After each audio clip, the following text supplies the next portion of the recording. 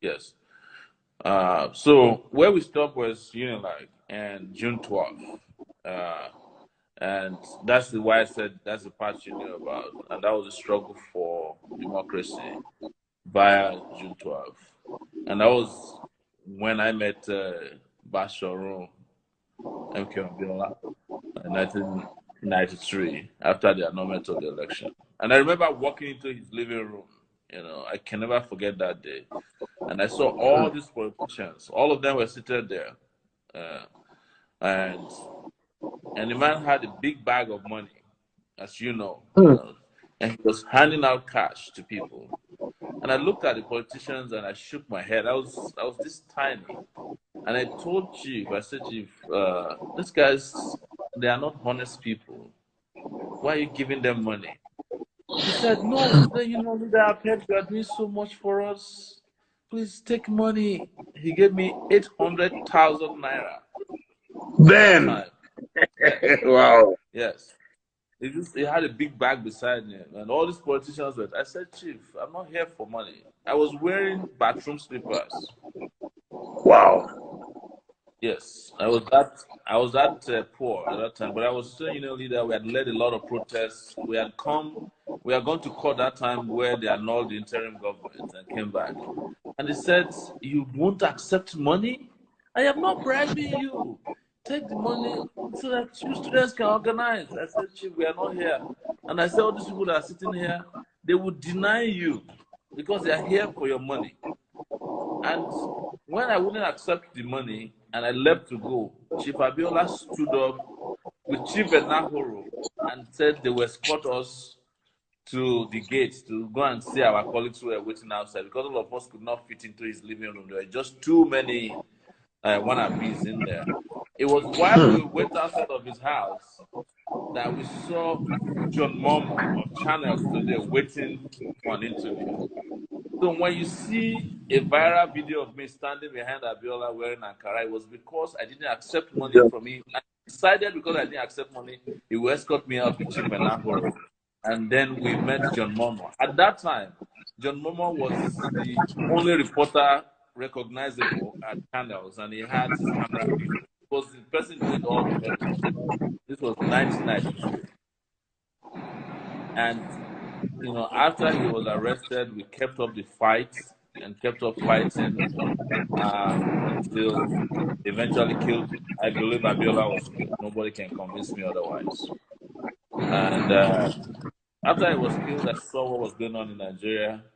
I'd gone through a lot myself, having also had crisis at the University of Lagos. I was almost killed in 1994 by gangs sponsored by the school authorities and the police and the government. So when I saw the horizon in 1999, I decided to leave Nigeria to go take care of myself and ultimately went to school. That was how I ended up at Columbia University.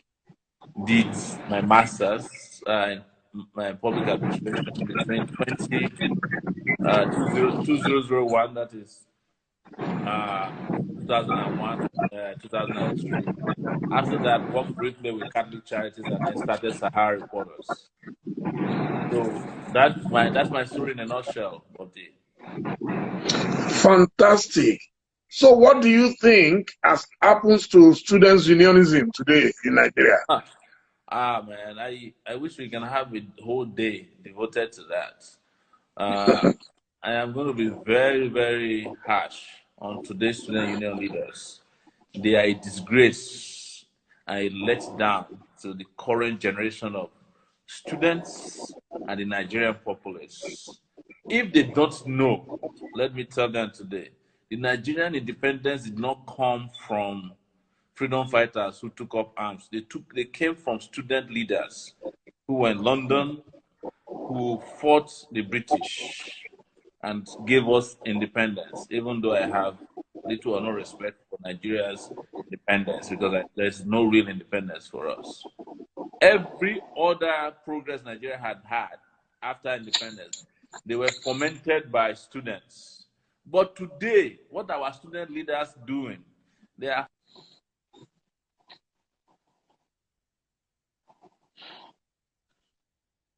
Oh, The telephone is freezing. Wow, it has frozen now.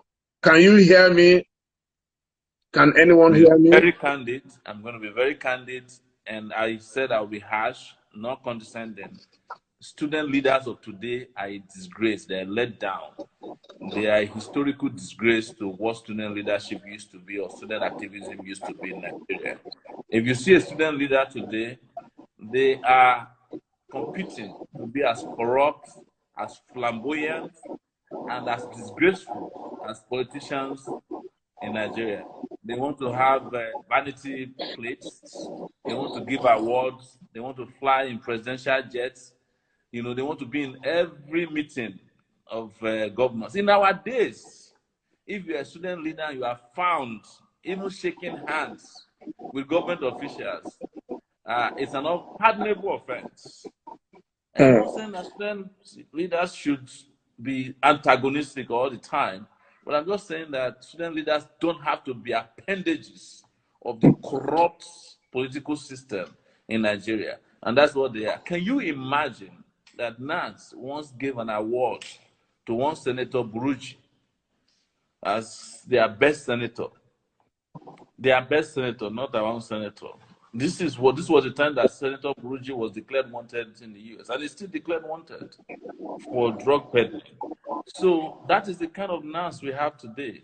And it is the reason why the campuses are no longer attractive to those of us who are in the activist world. Because what do you want to go there to do when you don't even have student leaders who are receptive to progressive ideas and ideals that we represent during our days? So, like I said, with no apologies, I have no respect for Nance that is presently composed, and I hope that will change very soon.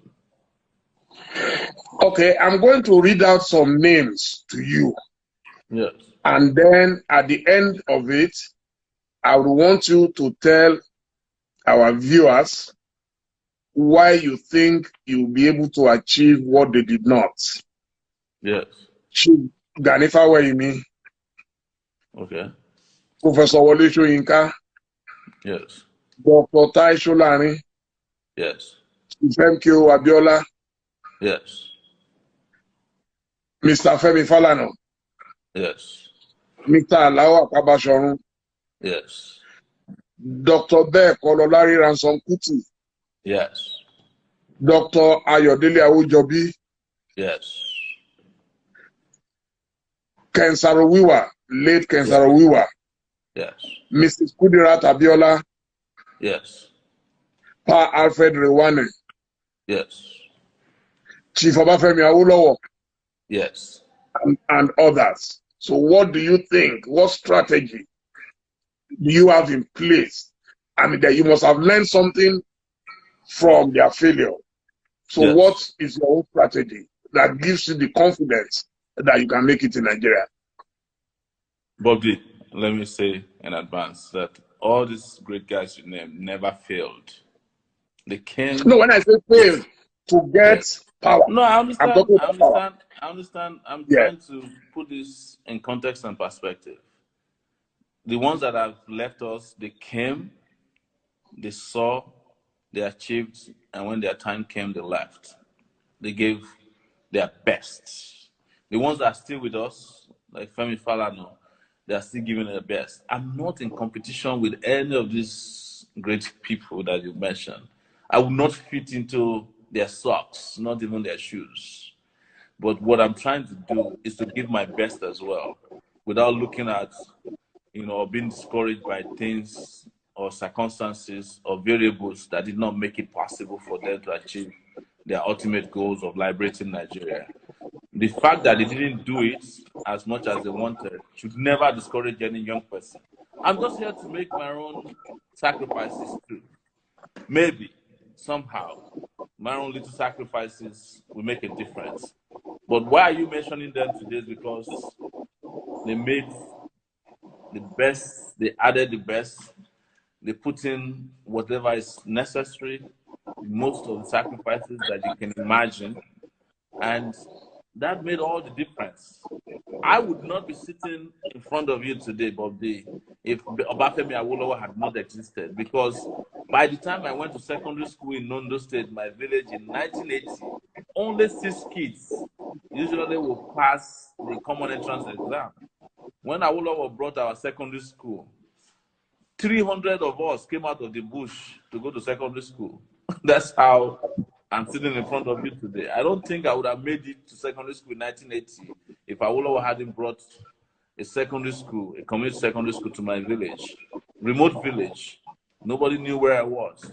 If I hadn't met Femi Falana, I would not have graduated from the University of Lagos, because he was the first lawyer who took interest in me. I was expelled twice from Unilag. Femi Falana defended me for free, got me out of the university, and he's still my lawyer, defending me for free till today. So how can we quantify their sacrifice or sacrifices to make people like us become what we are today? And that is a message that must go to all young people or even older people, that, you know, we must all plant a tree, not necessarily because when the sun, it will sit under it, but because of generations that are yet to come. So I don't want to compare myself with, you know, Professor Wole Soyinka, who is a Nobel, you know, Prize winner. I mean, how can you be better than winning the Nobel Prize? And he came to court a few weeks ago to sit in court for 4 hours because of me, you know. And he said to me after we were done with the court, he said, I can just look at the mirror and see that this is what I used to be when I was your age. But he asked, he said, where are all the other young people? What happened to them? Why are they not here with you? Why did they need me to sit in court? You know, he said, if this country were to be all right, I shouldn't find my way to the courtroom. The place should be blocked by other young people. But what is happening today? What's happening to our young people? And we just discussed NANS a while ago. Because, you know, activists, good people don't fall from the sky. You know, their characters are molded by mentors, by circumstances, by variables, and by experience. That is lacking today, sir. So, again, yes. Yeah, that is where I was going. That do you sometimes feel frustrated that our youth who shout, we are suffering, we are hungry, we have hunger virus, we want change, and when it comes to, and they have the numerical strength to make things happen. Did the Nigerian youth decide that enough is enough? It will happen. Yes. Yet, it has not happened. Do you sometimes feel frustrated? When I contested in 2011, I saw what happened, and some people will say, "Oh, it's not your time yet. Oh, no, you don't have money." How do you feel about this? I don't feel bad about it, because I also understand from historical perspectives that when change is about to happen, it doesn't happen with the multitude, but change will not become realizable until the multitude is moved to the barricades.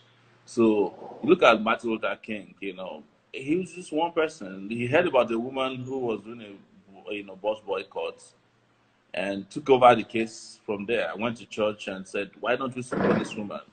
And that's Rosa Parks. Look at Mandela. Mandela was at the point, must have felt very lonely, because for about 10 years, even according to his biography, nobody remembered him. In fact, when in the UK, they had to vote for a chancellor for one of the universities, and they put his name. The people who voted for him thought he was a British citizen. They didn't know that he was some guy languishing in jail. You know, so it's never been the case that, you know, change makers are part of the multitude. You have to understand that if you are placed in that role, it's a privilege. You keep moving until you achieve your objectives, until you move everybody to the barricades with you. And I think we're getting there. You know, with regards to the young people, we can blame them all we want as well. But the question we should ask ourselves is that, where are the role models? All the role models are running after money. They are doing rank a day, you know, to the bad guys in the country. And a lot of young people don't have anybody to look up to. And when they see people like me, they're shocked, you know, because that's not what they're used to. They are used to music of people shaking their booties. You know, they are used to, you know, people making instant money. They are used to soccer players in other places making money And they're used to a lot of distractions because they are not even getting education. They are just getting literacy so that they can get out of the university and they can count them as part of the statistics of people who have graduated without jobs. We are not getting education. When I was in the University of Lagos, I got education because of the kind of people I met. In fact, the least education I had was in the classroom. The most I got was the kind of people I met. People like Abiola, Femi Falana, Wole Soyinka, Beko, Gani Fawemi, Bamidele Aturu, and all, Chima Obani, all these great guys who had a lot of influence on us. Some of them were our roommates. We stayed in the same hostel. We stayed in the same different people. But today, honestly, BobDee, you ask yourself, who are the role models out there today? Who is not running after minister? Who is not running after secretary? In fact, a lot of people are aspiring to become the same rotten people in our society that we criticize. We're just waiting in the wings for our own turn to come, what I call lotto mentality. Everybody wants to win that jackpot. They become a governor with 35 or 500 car convoy who is walking around with boo-boo, agbada, and making all this money that they can't explain. That's what everybody's aspiring to become. So when you have just a few of us who are doing things differently, we look like strangers. I mean, strangers to the point that, we look so strange, they hate us. They hate our strangeness. That's why they will ask you, why do you cut your hair like that? They didn't ask Lumumba how he cut his hair when he was fighting for independence, or Kwame Nkrumah. He had a different kind of haircut. They said, oh, why do you have cowrie shells around your neck? They didn't understand that cowrie shells were actually African, cultural currency before now. Because nobody knew history. They'll say, but if I put gold around my neck, you won't complain. But gold also came from Africa. Silver came from Africa. Copper came from Africa. But who knows history these days to understand that whether you're putting gold or cowrie shells, you are wearing African products. But until you wear a tie in 500 degrees weather, I'm exaggerating now, people don't respect you. Until you wear a three-piece, pajamas, which we call agbada, and you are sweating and somebody's helping you to drain all the sweat from your body, nobody respects you. But when it did become that it's what you wear that matters, it's because of the kind of culture we have promoted over the years. So let's step forward. Yes. Next question. Yes. Yes. Omoyele, do you think a third force can emerge in Nigeria that would sweep aside the present crop of politicians? Yes, BobDee. I hate to use the word the third force. The third force, the idea of a third force means there's a second force and a first force. No, a third force is an inferior force. I'm talking about a force that is not third.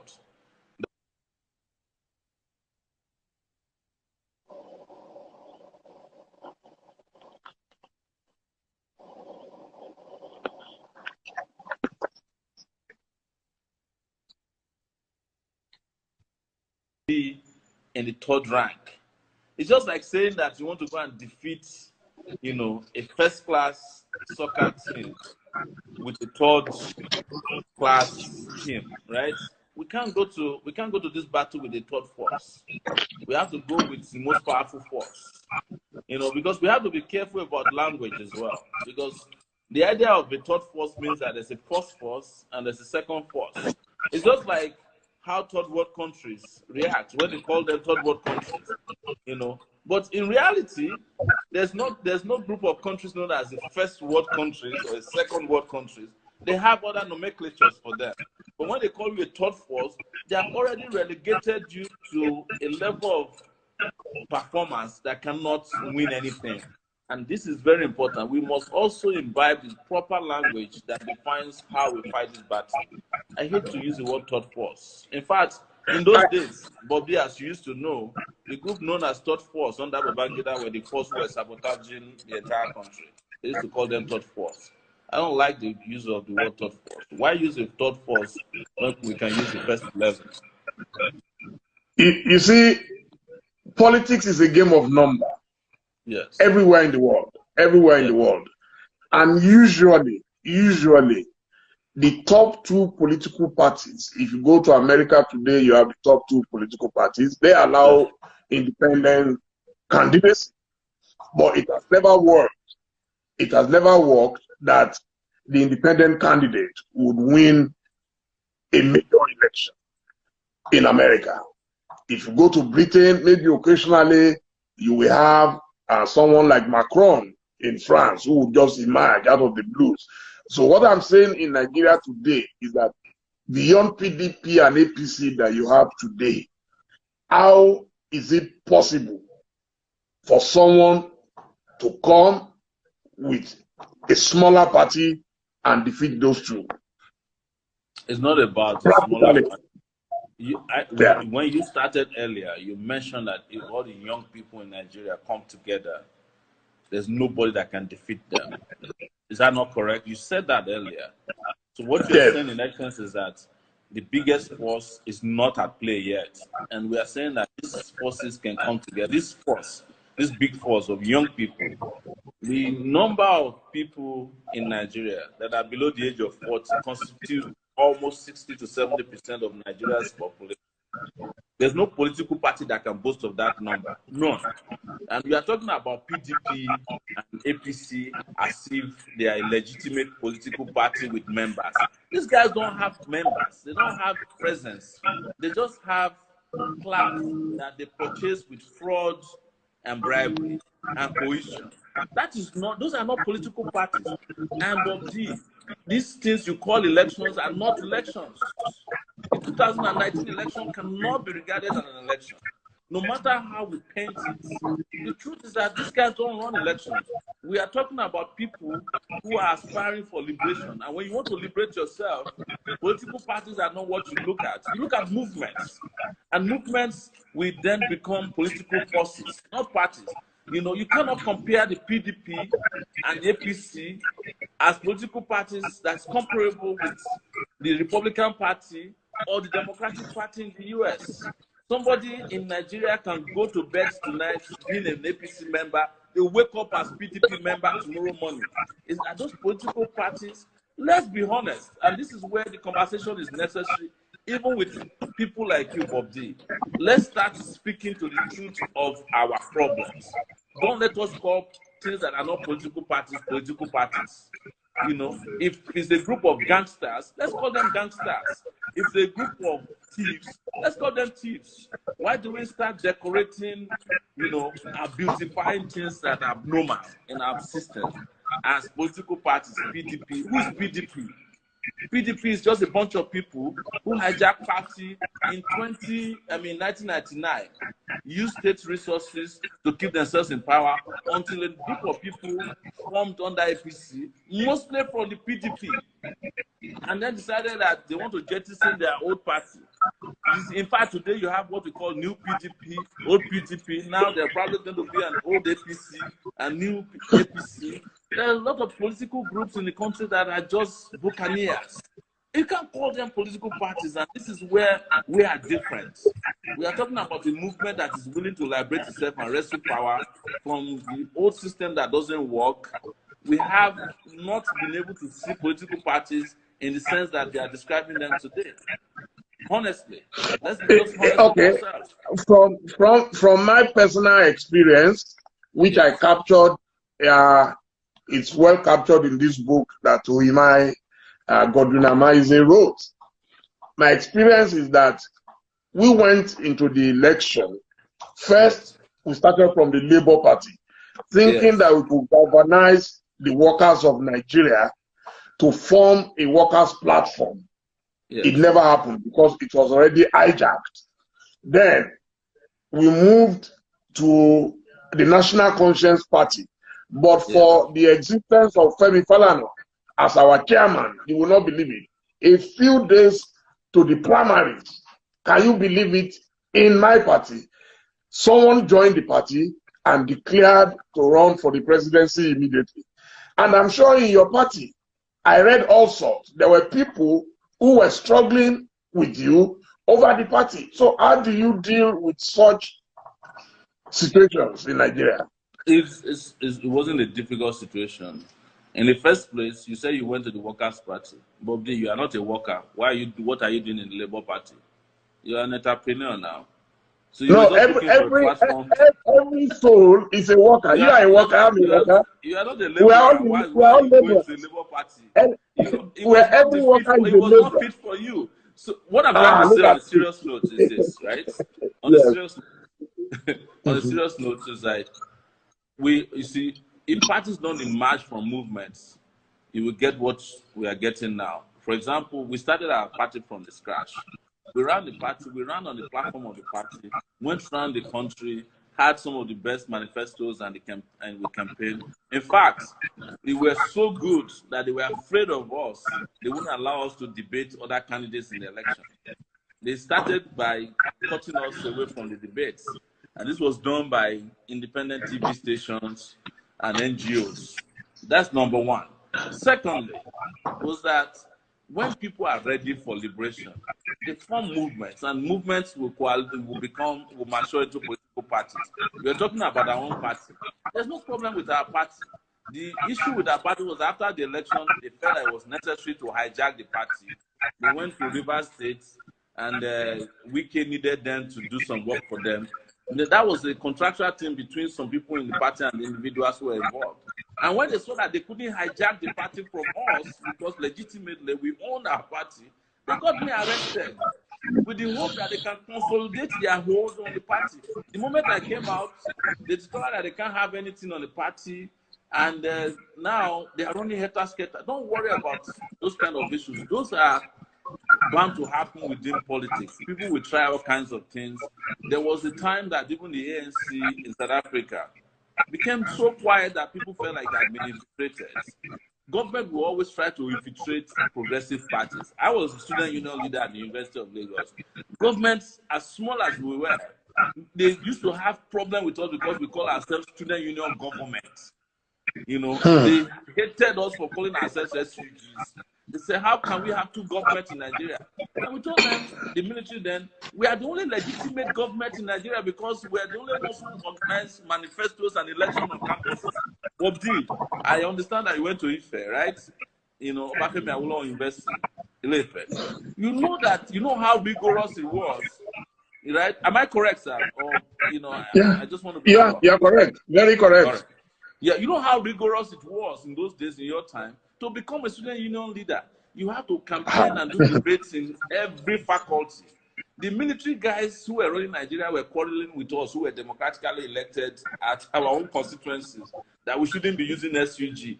We started using SUG. In fact, my station wagon then, which was a rickety car, was, you know, SUG 001. You know, also it is, you know, University of Lagos Student Union Government.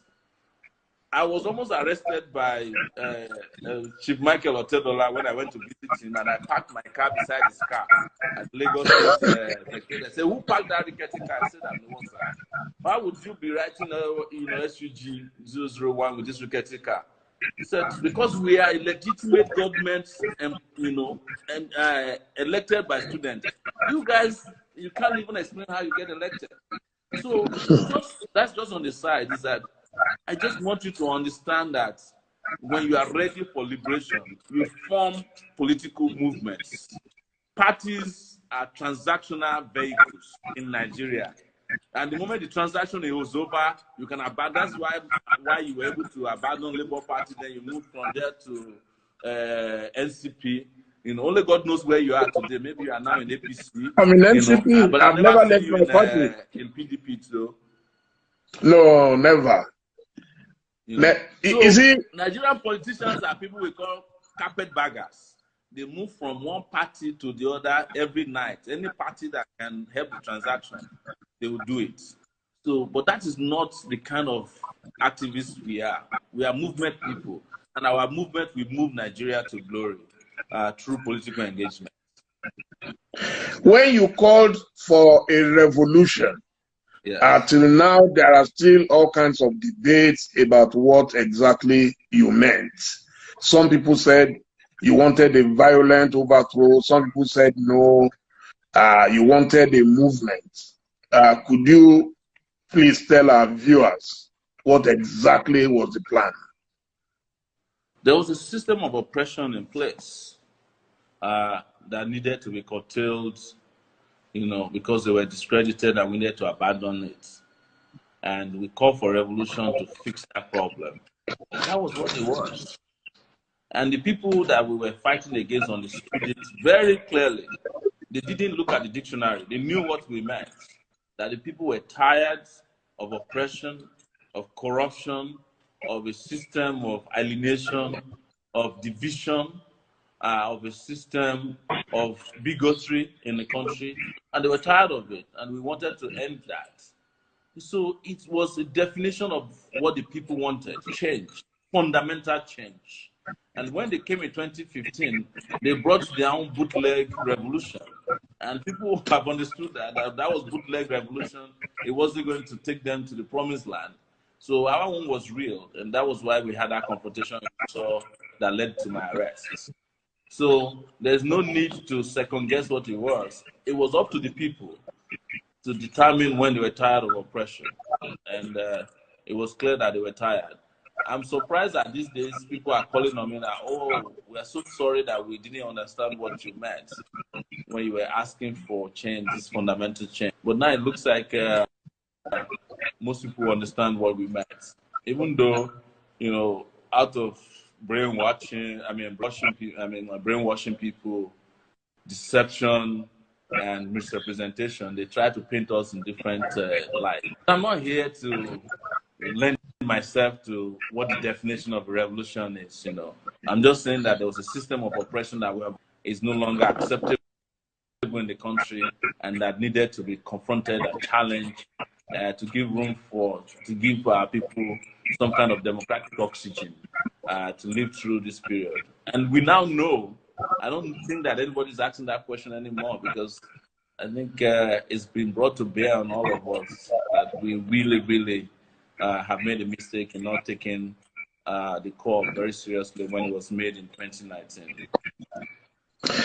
Yes, we must speak about the most current issue of the day, COVID-19. Yes. So can you tell us what you think government is doing and what government is not doing at the moment, and what we can do as individuals if government is not doing enough? The government is not doing anything. Government is doing what government copied and pasted from other places. Except, of course, doing anything substantial. Nothing. What have they done? They locked down Nigeria too late, of course. When Nigeria ought to have taken action when we had the first index case, we did nothing about it. In fact, at that time, some of the liars on Twitter who parade themselves as experts were saying that Nigeria has some of the best systems to prevent COVID-19. But we knew that the Nigerian government wasn't prepared because Nigeria practically had no government. So COVID-19 came here, met no government. We're just lucky. We're just lucky. That's what I want to tell you, BobDee. We're just lucky that nothing fundamentally big has happened. And we have to stay lucky.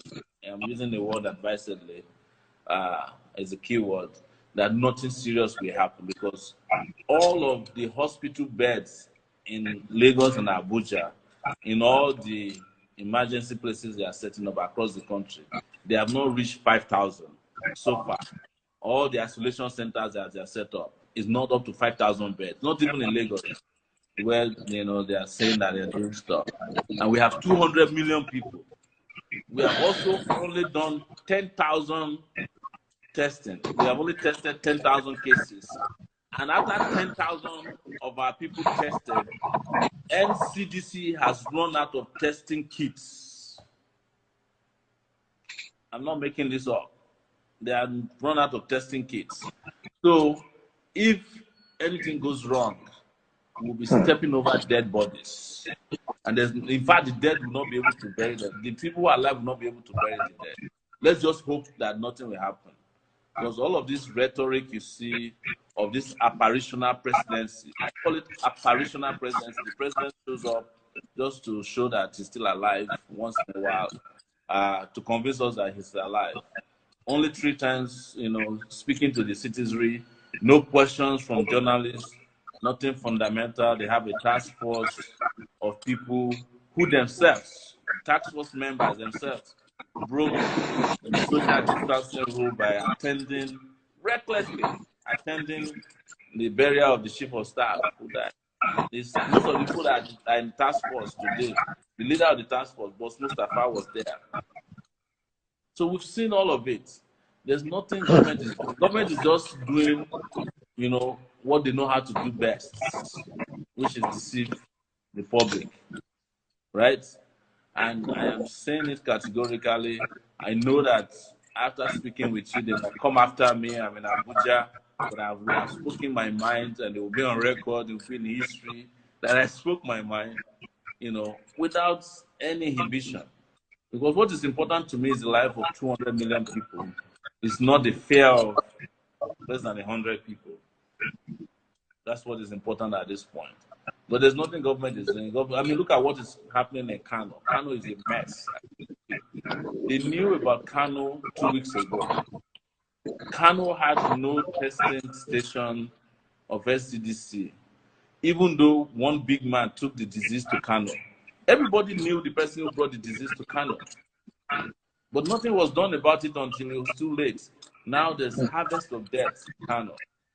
And we are reacting. We have a reactive government instead of a proactive government. So Nigeria can't boast of a government, honestly now. BobDee, I heard, and I think I met you once in Ghana. You've lived in Ghana for a while. And those are our next door neighbors, on the democratic level. But you know this is not how Ghana is handling COVID-19, the way they are handling here. They are doing better than we are doing. We have to speak truth to power. We have to just say our mind. We have to save our people. We have to. There's nothing else I can do. I cannot allow fear to stand between me and the truth. Because, if you allow that to happen, it will be a disaster. And I cannot be part of the statistics of disastrous silence. Mr. Omoyele Sowore, thank you so much. It's been nice speaking to you. Before you go, we would play another music. Thank you so much, and I hope that we'll be